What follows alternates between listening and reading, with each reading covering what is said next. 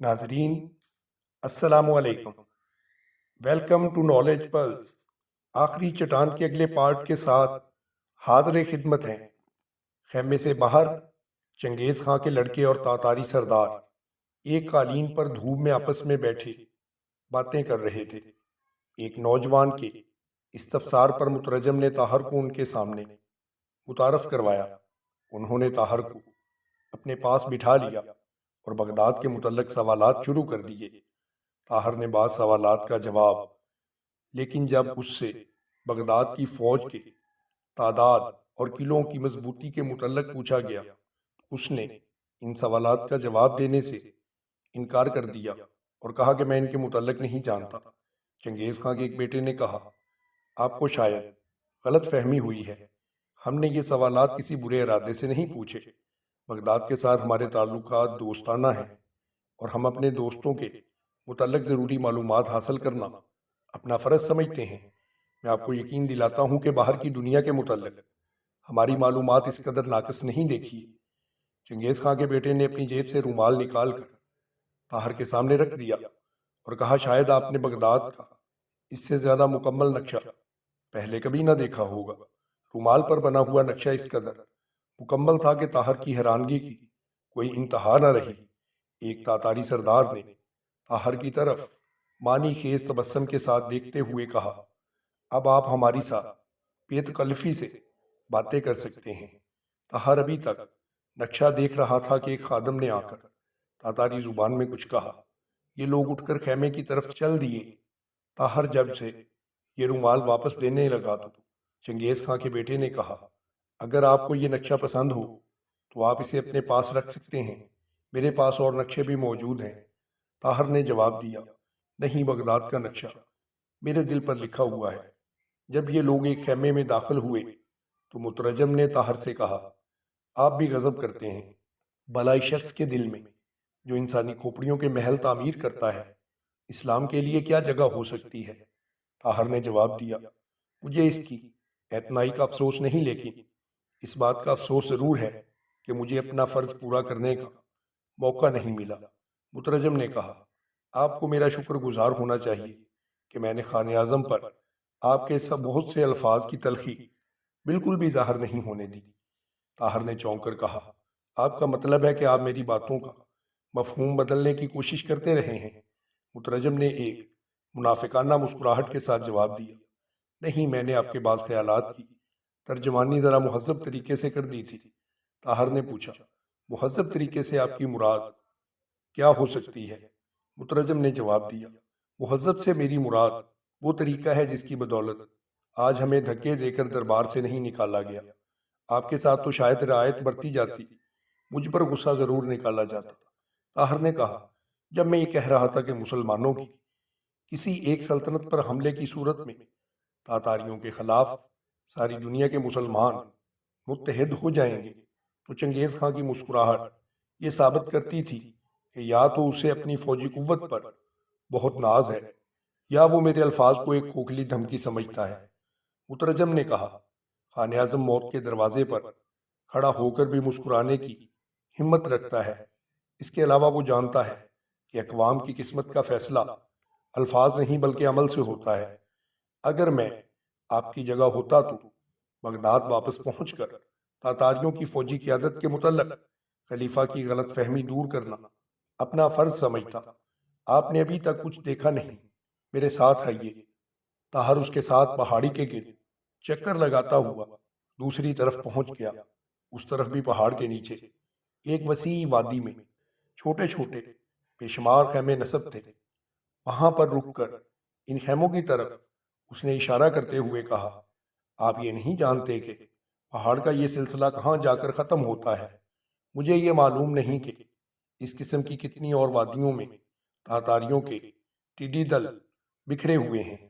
میں یہ بھی نہیں کہہ سکتا کہ یہ افواج خوارزم پر حملہ کریں گی یا نہیں، لیکن اتنا ضرور جانتا ہوں، اگر خان اعظم نے خوارزم شاہ سے انتقام لینے کا فیصلہ کر لیا تو دنیا کی کوئی طاقت اس کا ارادہ نہیں بدل سکے گی، اور خوارزم شاہ کی حمایت کے لیے اگر تمام اسلامی سلطنتوں کی افواج بھی میدان میں آ گئیں تو تاتاریوں کا سیلاب انہیں خسو خاشاک کی طرح بہا لے جائے گا۔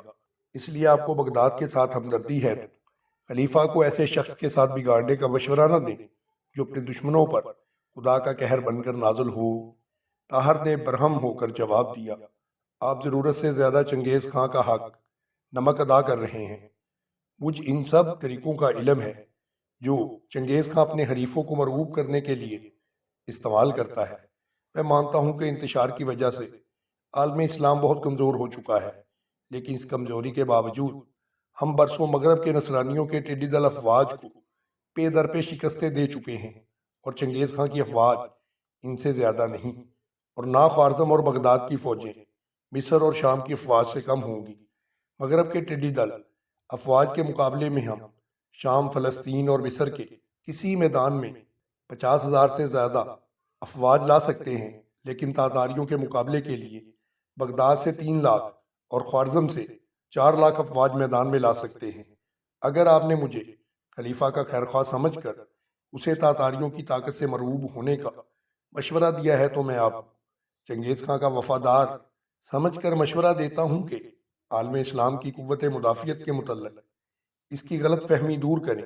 مترجم نے جواب دیا، چنگیز خان احساس کمتری میں مبتلا ہو جانے والے انسانوں میں سے نہیں، لیکن خلیفہ بغداد اپنے احساس کمتری کا مظاہرہ کر چکے ہیں۔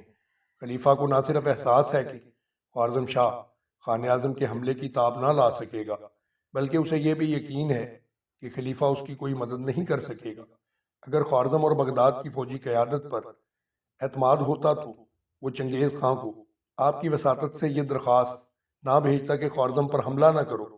ایک طاقتور انسان اپنے حریف سے کبھی یہ نہیں کہتا کہ مجھ پر حملہ نہ کرو، ورنہ اس کے نتائج برے ہوں گے۔ اسے یہ اطمینان ہوتا ہے کہ وہ وقت آنے پر اینٹ کا جواب پتھر سے دے سکنے کی قوت رکھتا ہے۔ طاہر نے کہا، اس پیغام سے خلیفہ کا یہ مقصد تھا کہ خوارزم شاہ اور بغداد کی عوام کی یہ غلط فہمی دور کی جائے کہ دولت عباسیہ درپردہ خوارزم شاہ کے خلاف تاتاریوں سے ساز باز کر رہی ہے۔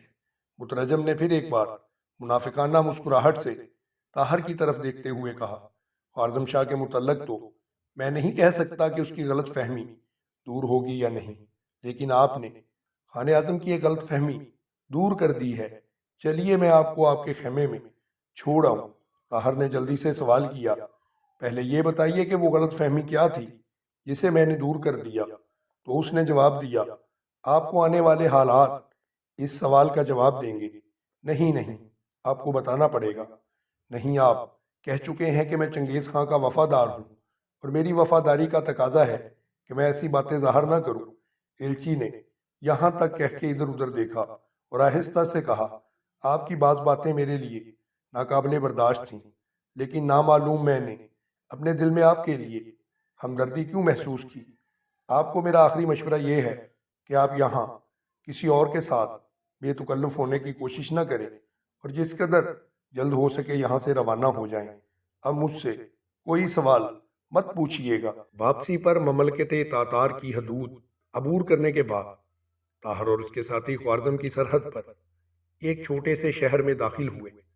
یہ شہر فوکس کے جنوب مشرق میں کوئی 100 میل کے فاصلے پر خوشحال کاشتکاروں اور تاجروں سے آباد تھا۔ آس پاس کی سرحدی چوکیوں کی حفاظت کے لیے اس شہر میں قریباً 5,000 سپاہی رہتے تھے۔ بغداد سے قراقرم جاتے ہوئے بھی طاہر اس شہر سے گزرا تھا، اور شہر کے عمل کے علاوہ شہر کے چند معززین کو اس کے ساتھ گہری عقیدت ہو چکی تھی۔ شہر کے عمل نے پہلے کی طرح اب کی بار بھی اسے اپنے گھر پر ٹھہرایا۔ شہر کے باشندے تاتاریوں کی وجہ سے سخت پریشان تھے، چنانچہ طاہر کی آمد کی خبر سنتے ہی شہر کے چند سرکردہ فوجی افسر اور تاجر گورنر کے مکان پر آ موجود ہوئے۔ طاہر نے ان کے سامنے مختصر حالات بیان کیے اور انہیں تسلی دی کہ خلیفہ کے پیغام کے باوجود اگر تاتاریوں نے سلطنت خوارزم پر حملہ کیا تو بغداد اپنے تمام ذرائع سے خوارزم کی مدد کرے گا۔ ایک تاجر نے سوال کیا، کیا آپ کو چنگیز خان کے وعدے پر یقین ہے؟ طاہر نے جواب دیا، نہیں، اور یہی وجہ ہے کہ میں اہل بغداد کو آنے والے خطرات سے آگاہ کرنے کے لیے بہت جلد وہاں پہنچنا چاہتا ہوں۔ گورنر نے سوال کیا، اگر آپ برا نہ مانے تو میں ایک بات کہنا چاہتا ہوں۔ کہیے، بعض لوگوں کا خیال ہے کہ مشکل کے وقت خلیفہ ہمارے لیے نیک دعاؤں سے زیادہ کچھ نہ کریں گے۔ ہمارے لیے ان کی طرف سے یہ بھی ایک بہت بڑی مدد ہوگی، لیکن چند لوگ ایسے بھی ہیں جو شک کرتے ہیں کہ خلیفہ نے چنگیز خان کے نام تازہ پیغام اس لیے بھیجا ہے کہ ان کا ایک خط جن میں انہوں نے چنگیز خان کو خوارزم پر حملہ کرنے کی ترغیب دے دی تھی پکڑا جا چکا ہے۔ خلیفہ کو یہ ڈر ہے کہ اس خط کی خبر مشہور ہوتے ہی نہ صرف عالم اسلام میں ان کی رہی صحیح عزت ختم ہو جائے گی، بلکہ بغداد کی عوام میں بے چینی پھیل جائے گی۔ چنانچہ انہوں نے ایک طرف بغداد میں خوارزم کے سفیر اور دوسری طرف آپ جیسے لوگوں کو مطمئن کرنے کے لیے آپ کو دوسرا پیغام دے کر روانہ کر دیا، اور اب شاید وہ موقع پا کر چنگیز خان کو یہ پیغام بھیجنے کی کوشش کریں گے کہ میں نے حالات سے مجبور ہو کر دھمکی دی تھی، تم میری طرف سے مطمئن رہو۔ طاہر نے جواب دیا، خلیفہ کے خلاف ایسے شبہات کا اظہار آپ کو زیب نہیں دیتا، تاہم اگر خدا نخواستہ آپ کے خدشات صحیح بھی ہوں تو میں آپ کو یقین دلاتا ہوں کہ حالات خلیفہ کو اپنی بات پر قائم رہنے پر مجبور کر دیں گے۔ میں قرآن کرم میں انسانی کھوپڑیوں کے انبار دیکھ چکا ہوں۔ اب بغداد کی مساجد میں کھڑے ہو کر میرے لیے لوگوں کو یہ بتانا مشکل نہیں ہوگا کہ تاتاری انسانیت کے کس قدر دشمن ہیں، اور اگر خوارزم پر کوئی سیلاب آیا تو اس کی لہریں بغداد سے دور نہیں ہوں گی، اور اگر مجھے خلیفہ یا وزیر اعظم میں سے کسی کی نیت پر شبہ ہو تو بغداد کی جامع مسجد میں لوگ میری زبان سے یہ اعلان سنیں گے کہ تمہارے محافظ چنگیز خان کے ساتھ تمہاری عزت و ناموس کے سوا عزت و ناموس کا سودا کر رہے ہیں۔ لیکن مجھے یقین ہے کہ یہاں تک نوبت نہیں آئے گی۔ خلیفہ کو اگر خوارزم کے ساتھ ہمدردی نہ ہوئی تو بھی بغداد کو بچانے کے لیے وہ یقیناً خوارزم شاہ کے ساتھ تعاون کرنے پر مجبور ہوگا۔ اگلے دن طاہر روانہ ہونا چاہتا تھا، لیکن عامل شہر نے کہا، آج جمعہ ہے، شہر کے لوگ اس بات پر بضد ہیں کہ آپ جمعہ کی نماز پڑھائیں، اس لیے آج ضرور ٹھہر جائیں۔ اتنی دیر میں راستے کی چوکیوں کو آپ کے سفر کے لیے گھوڑے تیار رکھنے کی اطلاع مل جائے گی۔ گورنر کے اصرار پر طاہر نے ایک دن ٹھہرنا منظور کر لیا۔ جمعہ کی نماز کے بعد گورنر نے طاہر کے ساتھ نہایت گرمجوشی سے مصافحہ کرتے ہوئے کہا، آپ کی زبان میں جادو ہے، کاش بخارا اور سمرقند کی مساجد کے خطیب آج یہاں پر موجود ہوتے۔ عوام اپنی عقیدت کا ثبوت دینے کے لیے طاہر کو گورنر کے محل تک چھوڑنے کے لیے جلوس کی شکل میں اس کے ساتھ روانہ ہوئے۔